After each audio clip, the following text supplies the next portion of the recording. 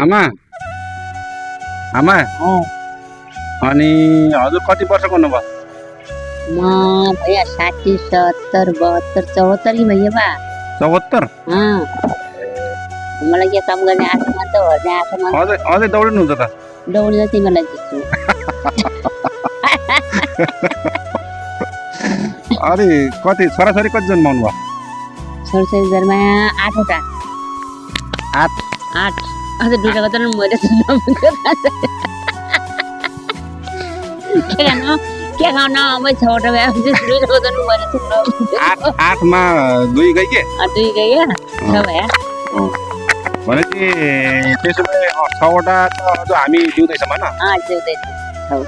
अनि 6 वटा भइमा अनि 6 वटाको नाति नातिना कति छन् गर्न सक्नुहुन्छ? गन्या 13 14। ल भन्नु त सुरुबाट भन्नु।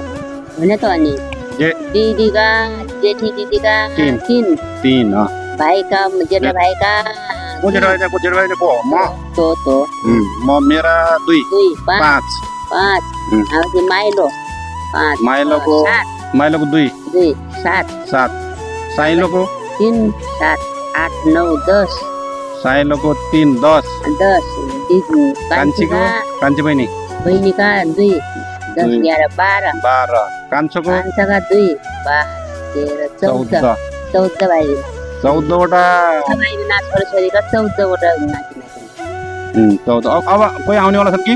आउँछन् दुईटा। पक्का भइगयो? पक्का भइ पक्का हुने भने कस भनिदिनु कसको पक्का वाला छ?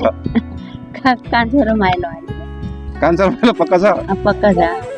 जेठा पनि छ र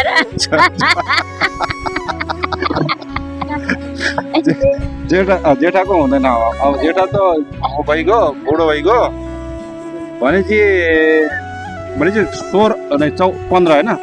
15 भयो 15 कि 16? 16 भइगयो। 16 भइगयो आउने समय 16 भइगयो। आउने समय 16 भइगयो। पक्का होइन? पक्का 16 भइगयो।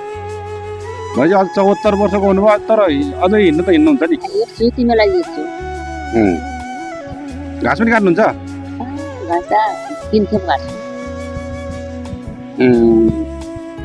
अब धेरै दुःख गर्नु अब यसै बस्ने खाने हो होइन? यत्रो 16 वटा त्यत्रो उत्पादन गर्नुभयो होइन? अहिलेकोले 2-3 वटा जन्माएर गाह्रो भइहाल्छ। अहिले त 8 जन्माएर टोयलेट जानु पुगेको थिएन। 3 दिन हामी त के गर्छौँ 3 दिनको पनि काम सुरु गर्नु भएन? सुत्केरी भएको 3 दिनमा काम गर्नु फुकेर फाल्ने 3 दिन। तर स्वास्थ्य अहिलेको भन्दा पहिलाको हजुरहरूको स्वास्थ्य राम्रो छैन? बलियो हामीले अगाडि ढिलो खान नपाएन पनि स्वास्थ्य हाम्रो भात खान्छन् मासु खान्छन् है। अब अहिलेको यिनी छोरी बुहारीलाई के भन्नुहुन्छ? के भन्नु त? ल सुझाव दिनु त। केही भन्दैन यिनी भन्ने भने त मलाई मलाई फेरि यहाँ बास दिने नदिन्नन्। त्यही भनेर म स्यौ भएन खाने हो। न त्यही पनि भन्नु पर्यो। के भन्नु पर्यो भने चाहिँ खानेकुरामा ताकतिलो खानेकुरा के हो त्यो खानु पर्यो होइन? अनि हुन्छ नि त्यो अब ताकतिलो नखाने चिज खान्छ नि त बढी, त्यस्तो कुरा त नखानु पर्यो नि त। नखानु पर्यो त्यही भएर पनि स्वास्थ्य बिग्रियो। तपाईँहरूले त सिस्नो ढिँडो होइन सागपात पुरा लोकल कुखुरा पनि खानुभयो। 2-4 वटा कति खानुभयो? लगभग खानुभयो? खाइनौँ 2-4 वर्ष त कहाँ पाएँ र तोजरे भने त खायौँ 2टा नानी गरिएको त मैले पाप्रो खाइदिन्छु। पछि अरू भाइजनले त खानु भयो नि?